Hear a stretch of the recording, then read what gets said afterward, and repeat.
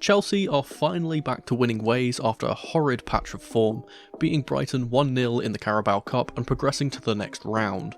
But how and why did we beat the Seagulls? Let's dive in. Lads, lasses and the rest of the masses, welcome back to the channel. I'm Mono from Mono CFC and this is my post-match tactical breakdown for Chelsea versus Brighton. Before we start the video, I just want to give a massive thanks to you guys for helping the channel hit 15,000 subscribers recently. That's a massive milestone, and to celebrate, I'll be doing a Q&A in an upcoming video. So if you have a question you want me to answer, Chelsea related or otherwise, then leave it in the comments down below with the hashtag AskMono in the comment.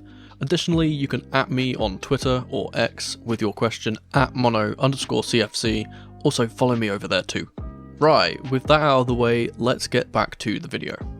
This was our first real test so far this season, up against a Brighton team that have been in top form, scoring bag loads of goals and surging up the Premier League table. When this game first got drawn, I think a lot of us were not very optimistic coming into this one, and for good reason. This game was a game of two halves really, and in the first half, Brighton were largely the better team, in terms of possession anyway, for the majority of it. Apart from a decent 10 to 15 minute spell from the Blues, Chelsea couldn't get up to full speed and struggled to play it out from the back. However, Brighton were almost equally as sloppy during this half, with promising attacks falling flat to a slightly misplaced pass more often than not. Both teams kept giving the ball away in the defensive third, but neither were able to convert any chances in the first half. Chelsea was set up in this 4-2-3-1, which was great to see, but out of possession we'd move back into a 4-4-2, with Palmer and Jackson staying up, and both wingers tucking in a little to compact the midfield and try to make Brighton go around the outside. We sat off and allowed Brighton to have the ball, which is something I suggested we do in my preview. We didn't press high very much, and if we did, it was only single players pressurising the centre-backs or goalkeeper. In comparison, Brighton were doing the opposite, pushing up high and not allowing room for our centre-backs or goalkeeper to pick out passes. Robert Sanchez was the main victim here, rarely able to distribute the ball anywhere but off the pitch. They would mark up man for man and make it incredibly difficult for us to play the ball short where we wanted, with Igor even man-marking Palmer, even if he dropped deeper to receive the ball. This limited us from playing the ball through the middle of the pitch and instead had to opt to play the ball long or out wide to our fullbacks or wingers. A lot of the time the wingers were the target of Sanchez's passes, but because of the pressure Brighton had us under, our wingers were having to run back to goal in order to receive the passes rather than the other way like we'd like. This often led to the opposing fullback getting the opportunity to get tight and stop us from progressing, but did expose Brighton at times at the start of the half. We created one such opportunity from Mudryk spinning in behind and playing a pass through to Jackson, but some good defending from Van Hecke stopped that attack. Despite this, Chelsea actually created far more clear-cut chances in the first half than Brighton did, and we finished the half with a nearly moment, as Cole Palmer put Mudryk's cutback just wide of the near post before the half-time whistle. Real quick, if you're enjoying the content and want to see more, please consider subscribing to the channel. Cheers. Alright, so what changed in the second half, and how did we win this game? Well, the half started well for Brighton. They continued to press us up high and try to get at us, but this time Chelsea were not content to allow Brighton time and space. We matched their energy, surpassed it even at times, and one of the main instigators of this was Marc Cucurella, who came out of the second half like a lightning bolt with a point to prove. This in turn upped the energy of the rest of the players, and it led to an early second half goal for the Blues. The fired up Spaniard put in a fantastic challenge to get Chelsea forward, with Mudryk and Jackson bombing up the pitch for the counter-attack. This ultimately led to only a goal kick, but it boosted our players and lifted the crowd massively. And this is where the small changes came into play. The difference here was that Chelsea now decided enough was enough and pushed up high. Instead of pressing one man at a time, we hunted in packs, and this forced Brighton into a costly error. Van Hecke is forced to play the ball slightly longer into the path of the Seagulls half-time substitute Solly March, who came on to replace Ansu Fati and didn't get up to the speed of the game quick enough. His poor touch plays the ball into Mudryk in the defensive third. The ball falls to Caicedo and he's able to set us forward for a very neat passage of play. I want to point out Ian Martin's position here for a second because it's vastly different to what we saw in the first half. He's almost playing as a central attacking midfielder here, with Cole Palmer pushing up higher almost like a second striker. Ian was tasked with helping Cucurella out defensively for most of the first half, so wasn't able to get involved offensively very often. However, here he is much closer to the forwards and able to link up with them. He plays a forward-thinking pass into Palmer on the edge of the box, who cuts back onto his left foot and slots a quite exquisite pass through the legs of the defender to Jackson, who calmly slots the ball into the net for 1-0.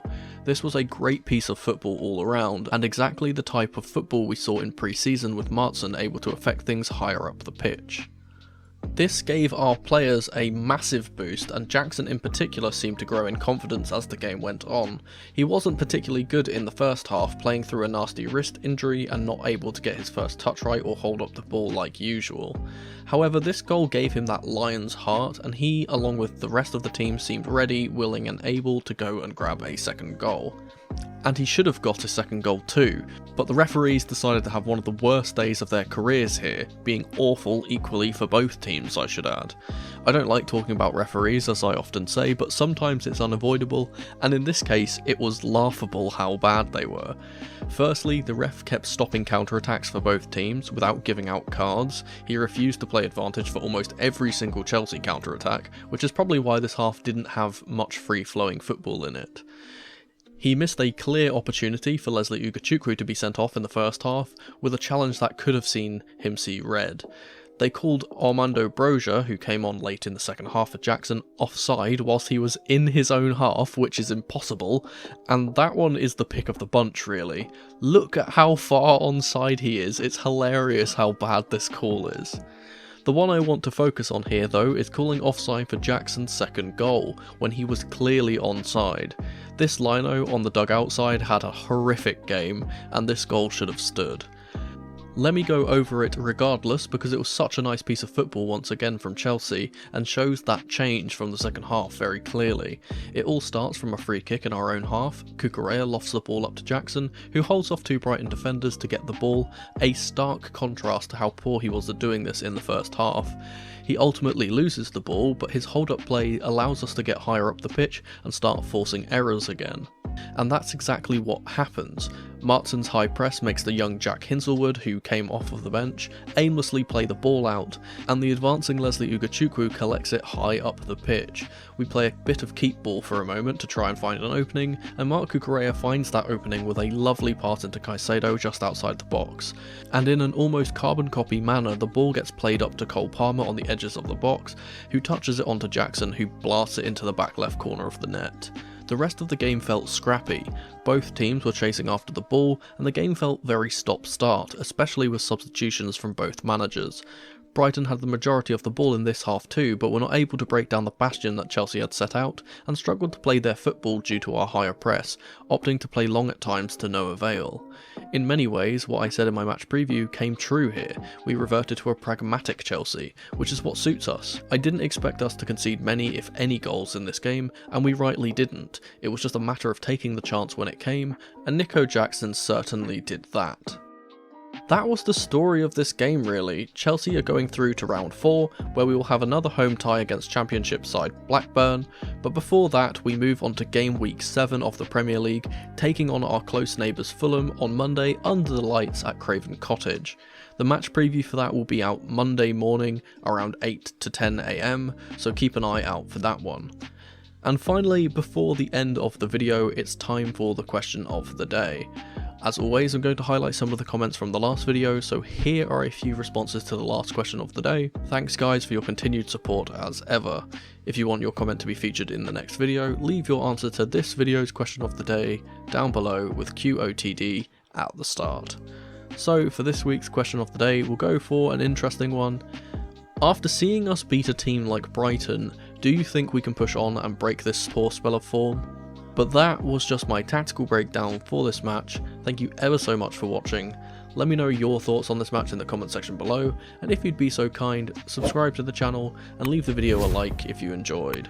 Don't forget to tap the notification bell so you never miss a video from me, or check out some of the other videos on the channel on screen right now. I've been Mono from Mono CFC, and remember, in the rain or in the dry, keep that blue flag flying high. Come on you Blues.